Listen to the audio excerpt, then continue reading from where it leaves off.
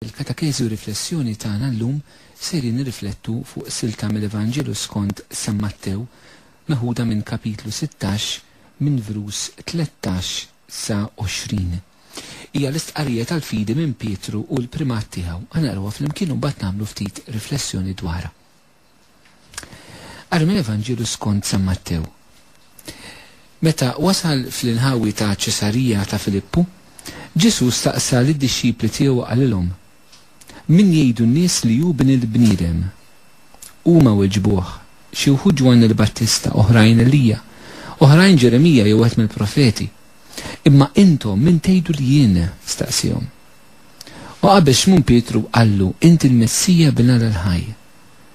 U Ġesu wieġbu qallu: jien x'mun bin Ġona, għax mhux bniedem tad-demm u l-laħam u rigdana, imma missieri li hu fis-smawiet.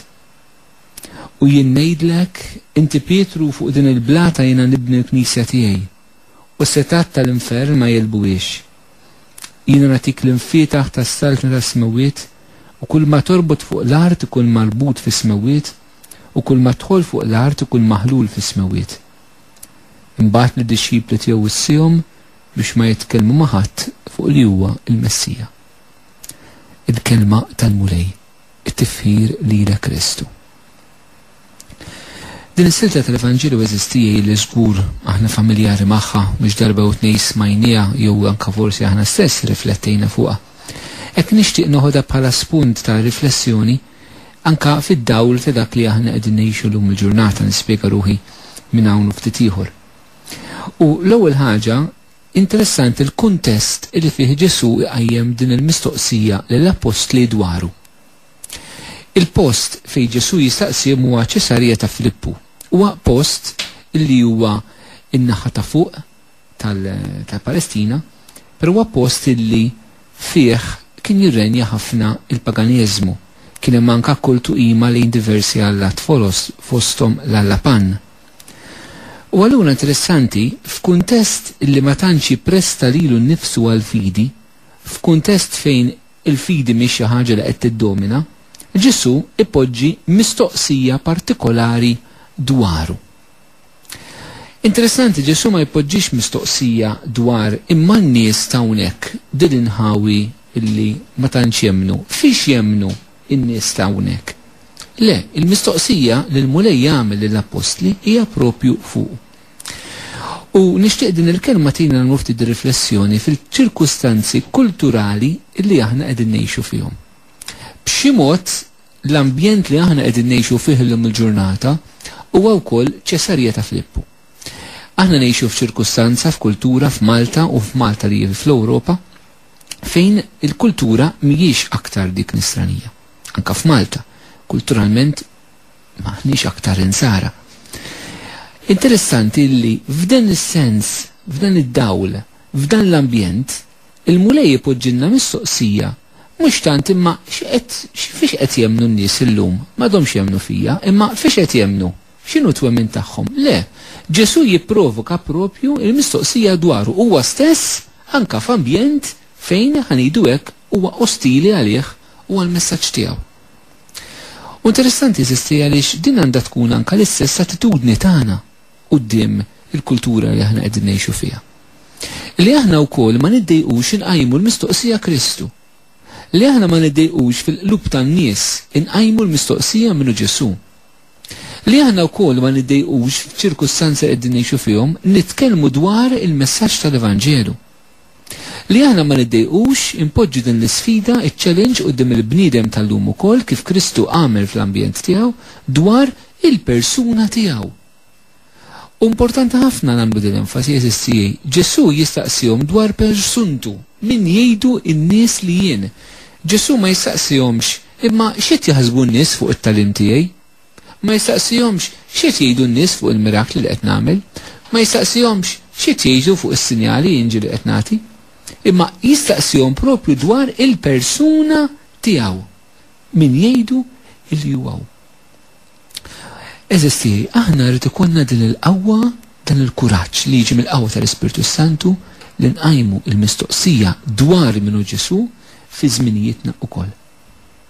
Interessanti però wkoll li Ġesu din il-mistoqsija din il-mistoqsija dwar in-nies min jgħidu illi huwa, Ġesu ma jistaqsijiex lin-nies, imma Ġesu jistaqsija lil dawk li kienu l-iktar qrib tiegħu. Ejjew anke napplikaw għalina nfusna din fil-Knisja llum il-ġurnata. Aħna li aħna qrib tal-mulej, aħna li aħna dixxipli tiegħu, u b'mod speċjali u partikolari aħna li aħna s-saċerdoti tiegħu, aħna li aħna n-nies ikkonsagrati lilu. Il-mulej qed jagħmlilna din il-mistoqsija u qed jistenna minn għandna tweġiba tan-nies x'jgħidu dwar Kristu, x'jgħidu dwaru. Dak ifisser li aħna rrid ikunu qrib in-nies biex inkunu nafu x'qegħdin jaħsbu dwar Ġesu, mhux għal affarijiet oħrajn, imma fil-verità x'inhi t-tweġiba tagħhom fil-qalb tagħhom fejn jidħol il-mulej Ġesu fil-ħajja tagħhom. Importanti sistijaj li dan jurina li aħna bħala nsara li aħna msejħin biex nkunu l-melħ tal-art u d-dawl tad-dinja kif jidilna l-mulej Ġesu fil-Vanġelu. Irridu nkunu preżenti għall-bqija tan-nies fuq il-livelli kollha tal-ħajja tas-soċjetà, fuq il-livelli kollha. Sabiex aħna hemmhekk nkunu verament iħossu l-polz tal-poplu fejn tidħol ir-relazzjoni tiegħu mal-Alla. Kif ħajwieġeb għal din mistoqsija minnu Ġesu fil-ħajja tiegħu. U din mistoqsija eżistijaj li Ġesu jgħid ukoll in-nies min jgħidu li huwa. Jagħmilha mbagħad ukoll għall-istess nies li huma qrib tiegħu, imma intom min tgħidu li jien. Intom min tgħidu li jien. Qabel ma aħna nwieġbu eżistijaj minnu Ġesu għalina, jew nħarsu ftit għan-nies ta' żminijietna min jista' jkun li hu Ġesu. Għal uħud Ġesu huwa sempliċement persuna importanti fl-istorja, bħalmu qualsiasi fundatur importanti ta' xi reliġjon oħra. Xi ħadd li talmu ħafna dwaru, xi ħadd li jistgħu jammirawh, għal uħud Ġesu jista' jkun persuna ta' ammirazzjoni kbira. Ġifieri jisma' dana wasal li għall-ideal tiegħu ta' ħajtu, għall-verità baqa' jaqta' bisnienu, akkost li kellu jħallas il-prezz. Ġifieri xi ħadd li tassu ta' min jammirah. Għal uħud Ġesu jista' jkun xi ħadd li huwa sfida fil-ħajja, sfida ta' mod ta' għajxien, sfida ta' ħajja morali, sfida ta' ċerti għażliet radikali. Għal oħrajn Ġesu jista' jkun xi ħadd li ħafna distanti b'xi mod jaraw xi element ta' sopranaturalità fih, però huwa xi ħadd ħafna distanti fil-ħajja tagħhom illi mhuwiex relevanti għallum il-ġurnata. Għall-oħrajn Ġesu iva jemnu illi huwa tassew li ben ta' Alla, però jemnu wkoll huwa kontrihom. Għaliex forsi huma morda ma fuqux, għaliex forsi għaddhom mumenti biss fil-ħajja tagħhom, għax forsi għaddhom minn xi traċedja, għax forsi għaddhom minn tradiment, għax forsi kienu fidili lejh fit-talb u xorta waħda daqu l-mor tal-ħajja. Allura jaraw li dan Ġesu huwa xi ħadd li huwa kontrija fil-ħajja tiegħi.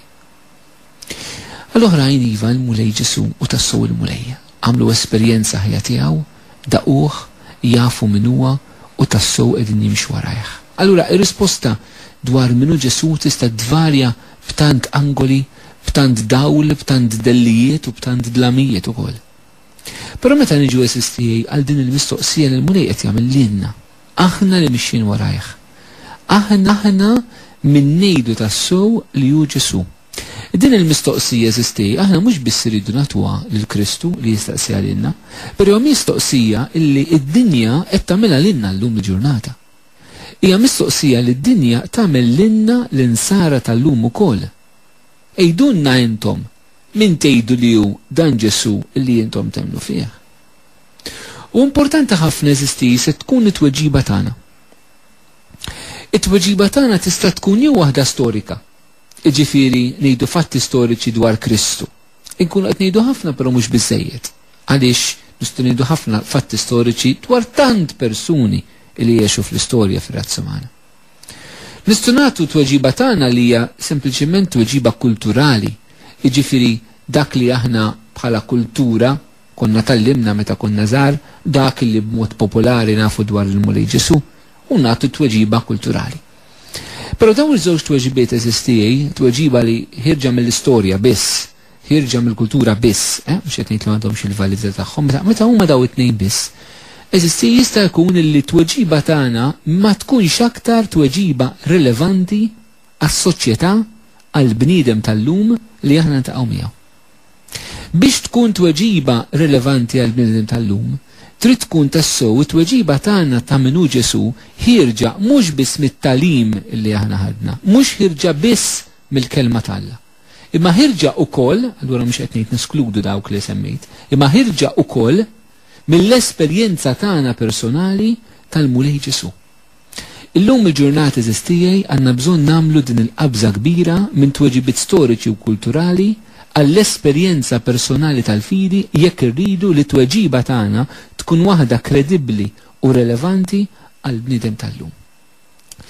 X'qed nifhem biha din? Qed nifhem biha li pereżempju aħna verament bħala nsara nfittxu li nagħmlu l-esperjenza tal-mulej Ġesu fil-mart, fit-tbatija, fis-sofferenza, f'qalb l-inġustizzi, f'momenti ta' kriżijiet soċjali, kriżijiet ekonomiċi, kriżijiet politiċi, kriżijiet fil-ħajja personali.